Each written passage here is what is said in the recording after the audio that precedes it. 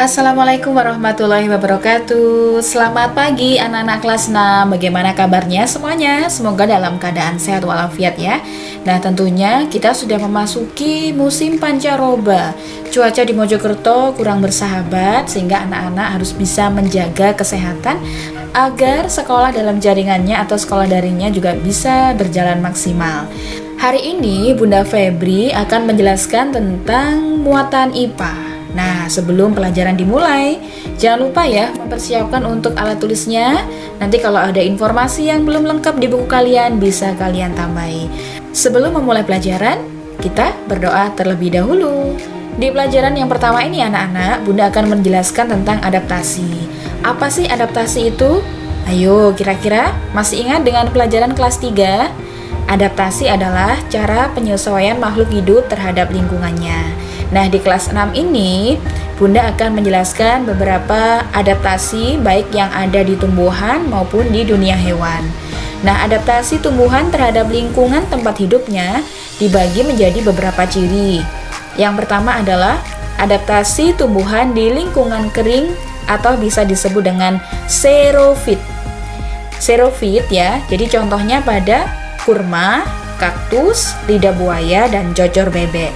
Seperti di gambar ini adalah Bunda mengambil tanaman kaktus. Nah, seperti apa sih ciri-cirinya dari tumbuhan xerofit ini? Yang pertama, batangnya tebal berisi banyak cadangan air karena tinggalnya adalah di daerah yang kering sehingga fungsinya yaitu cadangan airnya banyak ya. Ciri yang kedua, akar sangat panjang untuk mencari sumber air. Sedangkan ciri yang ketiga, permukaan batang berlapis lilin untuk mengurangi penguapan. Dan ciri yang keempat adalah daun dipenuhi duri untuk melindungi diri. Nah, diingat-ingat ya anak-anak ya, tumbuhan xerofit berarti dia tinggalnya adalah di lingkungan yang kering. Ke tumbuhan berikutnya, adaptasi tumbuhan di lingkungan berkadar garam tinggi atau halofit. Ada yang tahu gambar apa ini? Ini adalah tanaman bakau.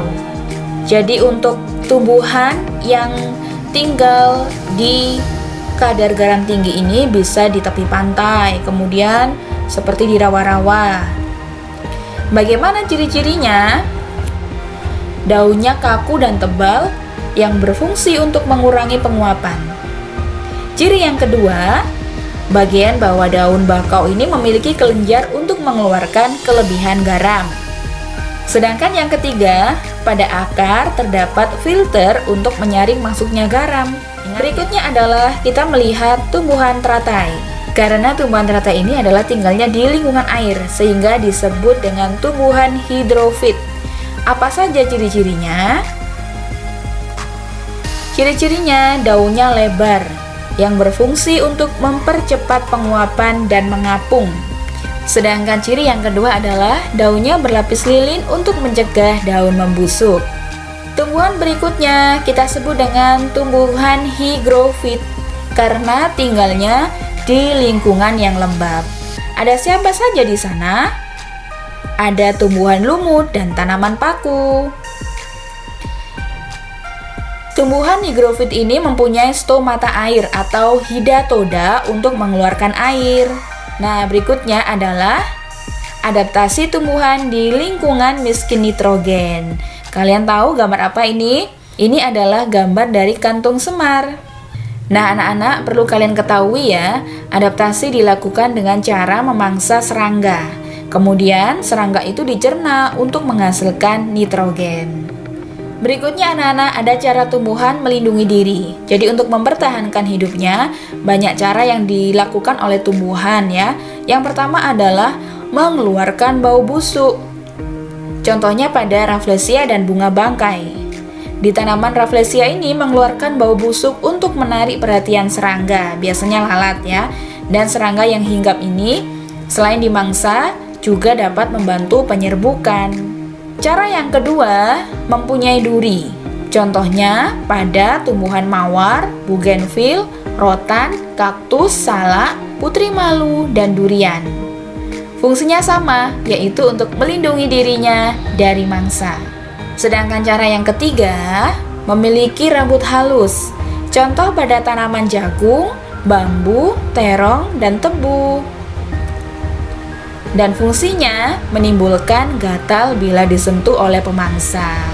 Sedangkan yang keempat, memiliki duri yang tajam. Contohnya pada nanas, lidah buaya, dan kaktus.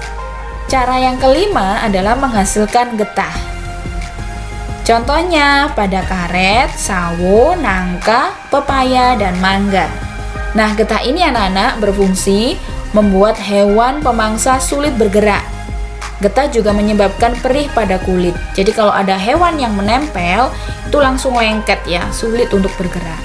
Cara yang keenam adalah menghasilkan racun. Contohnya jarak dan kecubung. Fungsinya dapat mematikan hewan yang memakannya. Sedangkan efek yang ditimbulkan jika dikonsumsi, mual, muntah, sesak nafas, gelisah, mulut terasa kaku, dan halusinasi. Jadi diingat-ingat ya anak-anak ya, jangan sembarang untuk memakan tumbuhan yang tidak lazim ya. Karena pernah dijumpai ada yang makan jarak dan kecubung, tiba-tiba dia mengalami gejala tadi sehingga bisa menyebabkan kematian. Nah, demikian anak-anak penjelasan dari Bunda, semoga bermanfaat ya. Jangan lupa sebagai oleh-oleh untuk belajar hari ini, Bunda memberikan bingkisan untuk anak-anak. Tugasnya adalah